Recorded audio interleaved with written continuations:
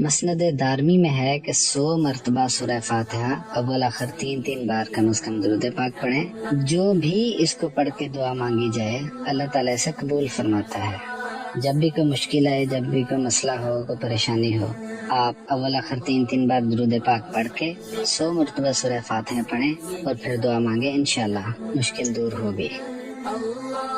بزرگوں نے فرمایا ہے کہ فجر کی سنتوں اور فرضوں کے درمیان 41 بار سورہ فاتحہ یوں پڑھیں کہ بسم اللہ الرحمن الرحیم کی آخری میم کو الحمدللہ کی لام میں ملانا ہے، یعنی اس طرح پڑھیں بسم اللہ الرحمن الرحیم الحمدللہ رب العالمین، بسم اللہ الرحمن الرحیم الحمدللہ رب العالمین۔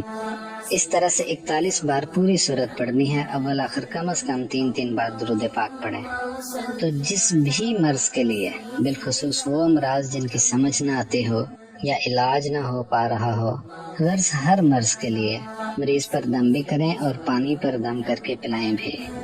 یہ عمل 41 دن کریں، انشاءاللہ ہر مرض سے شفا حاصل ہوگی۔ تیسرا وظیفہ تو انتہائی مجرب اور مفید ہے، ہر مقصد کے حصول میں انتہائی مجرب ہے۔